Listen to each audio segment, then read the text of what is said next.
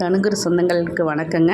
இன்றைக்கி முருங்கைக்காய் புளிக்குழம்பு வைக்கலாம். அதில் என்ன ஸ்பெஷல்னால், நம்ம வீட்டு மரத்தில் காய்ச்ச முருங்காயை பிடுங்கிட்டு எப்படி புளிக்குழம்பு வைக்கலான்னு பார்க்கலாங்க. வாங்க எப்படி சமைக்கலான்னு பார்க்கலாங்க.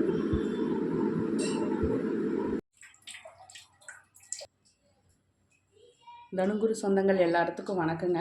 இன்றைக்கி நம்ம சாப்பாடு, வரகரிசி சாதம், முருங்கைக்காய் புளிக்குழம்பு, ரசம் எப்படி செய்யலான்னு பார்க்கலாங்க. முருங்கைக்காய் நிறையா இருக்கிறதுனால முருங்கைக்காய் புளிக்குழம்பு வைக்கலான்னு பார்க்குறேங்க. சாப்பாட்டுக்கு சாதம் வச்சு விட்டாச்சுங்க. வரகரிசிக்கு உழவு ஊற்றி வச்சாச்சு. இதுதான் வரகரிசிங்க, பார்த்துக்கோங்க. சரி, இனி அதுக்கு தேவையான பொருளெல்லாம் பார்க்கலாம். வெங்காயம் ஒரு 4 பெரிய வெங்காயத்தை கட் பண்ணி வச்சுருக்குறேங்க. ஒரு தக்காளி பழம் போதும். அப்புறம் பூண்டு இவ்வளோ உரிச்சிக்கிறேன். இது ரசத்துக்கு, குழம்புக்கு, தாளிக்கிறதுக்கு எல்லாத்துக்கும் தேவையான அளவுங்க. அப்புறம் தேங்காய் பூ ஒரு 1/2 மூடி திருகி வச்சுக்கணுங்க. அதுக்கப்புறம் புளி ஒரு பெரிய நெல்லிக்காய் சைஸ் ஊற வச்சுருக்குதுங்க, குழம்புக்கு கரைச்சி ஊற்றுறக்கு. இது தக்காளி ரசத்துக்கு ஒரு 2 தக்காளி பழமும் கொஞ்சம் புளியும் ரசத்துக்கு நம்ம ஊற வச்சுருக்கிறோம். கொஞ்சம் ஊறட்டும், கரைச்சிக்கலாம். சரி, முருங்காயெல்லாம் அரிஞ்சிட்டு நம்ம பார்க்கலாங்க. எண்ணெயை ஊற்றிக்கலாங்க. ஒரு சட்டி வச்சு கொஞ்சம் கடலெண்ணெய் ஊற்றிட்டு கொஞ்சம் வெந்தயம் போட்டுக்கலாம். வெந்தயம், கொஞ்சோண்டு சீரகம், ஒரு 4 மிளகு, உளுந்தம்பருப்பு கொஞ்சோண்டு,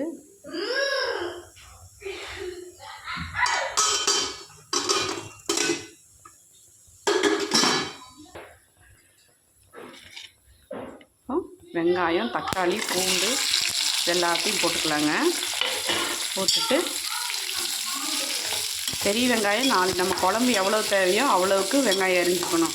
இன்னைக்கு கொஞ்சம் குழம்பு எச்சா வேணுங்கிறதுனால நான் 4 பெரிய வெங்காயம் போட்டிருக்குறேங்க. ஒரு தக்காளி, 4 வல்லு பூண்டு எல்லாம் போட்டிருக்குது. சரி, கொஞ்சம் வணங்கிட்டுங்க. உப்பு கொஞ்சம் போட்டு விட்ருவோம், அப்போதான் வணங்கும் சீக்கிரம். உப்பு போட்டாச்சுங்க. சரி, அது வணங்கட்டும், பார்க்கலாம்.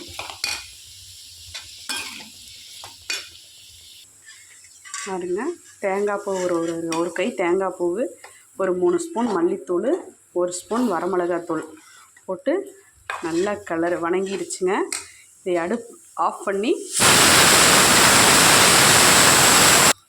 பாருங்கள், ஒரு குழம்ப தாளிச்சு விட்றலாம்.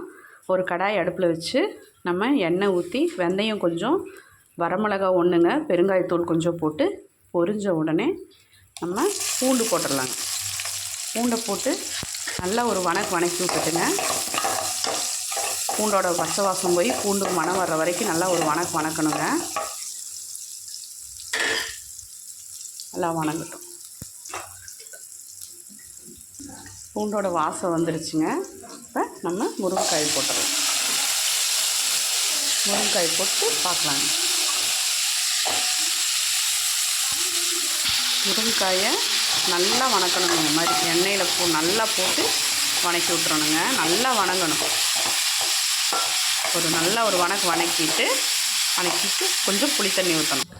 புளித்தண்ணி ஊற்றி பச்சை வாசம் போக அது நல்லா கொதிக்கட்டுங்க.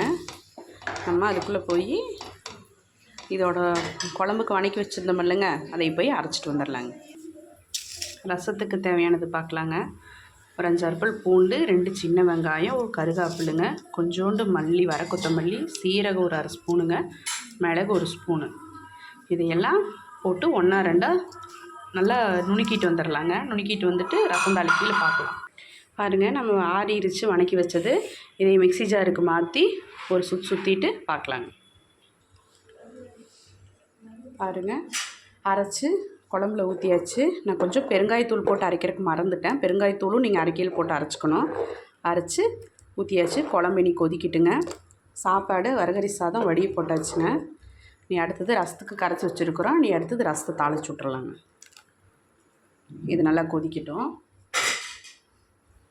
ரசம் தாளிச்சிடலாங்க. ஒரு கடாய் வச்சுட்டு கொஞ்சம் எண்ணெய் ஊற்றிட்டுங்க. கடுகு, அதாவது வெந்தயம் ஒரு 1/2 ஸ்பூனுங்க, கடுகு போட்டுக்கணும். நம்ம பருப்பு ரசத்துக்கு வெந்தயம் போட்டு தாளிக்க வேண்டாங்க. ஆனால் தக்காளி ரசம், பருப்பு தண்ணி ஊற்றாமல் ரசம் வைக்கிறோம்னா வெந்தயம் போட்டு தாளித்தா நல்லா இருக்குங்க. கொஞ்சோண்டு வரமிளகாய் போட்டுடலாம். அப்புறம் பெரிய வெங்காயத்தை போட்டுக்கலாங்க. போட்டு பொரியிட்டுங்க. பாருங்கள், நம்ம அரைச்சி வச்சதையும் ஊற்றியாச்சு. தக்காளி, அதாவது மிக்ஸி நம்ம மிளகு அரைச்சி அந்த மிக்ஸி ஜார் இருக்கும் இல்லைங்க, அதுலேயே நான் தக்காளி பழத்தையும் இந்த ரசத்துக்கு எடுத்து வச்சதெல்லாம் ஒன்றா போட்டு ஒரு அரைச்சிட்டு வந்துட்டேனுங்க. நம்ம புளி கரைசலை மட்டும் புளி கரைச்சி அந்த தண்ணியை ஊற்றியாச்சு. இப்போ கரைச்சதையும் ஊற்றியாச்சு, ரசத்தை தாளிச்சு விட்டாச்சு. ரசம் கொதித்து நுரைச்சி வரட்டுங்க. குழம்பு இங்கே ஆல்மோஸ்ட் ரெடி ஆகிடுச்சுங்க, கொதிக்குது. இப்போ தான் ஒரு கொதி வந்திருக்குது. இன்னொரு கொஞ்சம் கொதிச்சு வெங்காயத்தோட வாசமெல்லாம் பச்சை வாசம் போனதுக்கப்புறம் குழம்பு வெந்துடும். இறக்கிடலாம். இறக்கிட்டு பார்க்கலாங்க. குழம்பு கொதிச்சுட்டு பாருங்கள், குழம்பு நல்லா கொதிச்சிடுச்சு. முருங்கைக்காயெல்லாம் நல்லா வெந்துருச்சுங்க. நல்லா கொதித்து பச்சை வாசமெல்லாம் போயிடுச்சு. நிறைய முருங்கைக்காய் இருந்துச்சுன்னா இப்படி புளிக்குழம்பாட்ட வச்சா சூப்பராக இருக்குங்க. முருங்கைக்காயில் பொரியலும் செய்யலாம். நான் உங்களுக்கு அது ஒரு நாள் வீடியோ போடுறேங்க, நல்லாயிருக்கும். சாப்பிட்டு பாருங்கள். இன்றைக்கி நம்ம வீட்டில் என்ன சமையல்னு பார்த்துடலாங்களா வாங்க. எப்பவும் போல் சாப்பாடு சூடாக ரெடி ஆயிடுச்சுங்க. ரசம் வச்சாச்சு. இது முருங்கைக்காய் குழம்புங்க. இது வரகரிசி சாதம். சாமிக்கு இன்றைக்கி புளிக்குழம்புங்கிறதுனால சர்க்கரை சாதம் வச்சாச்சுங்க.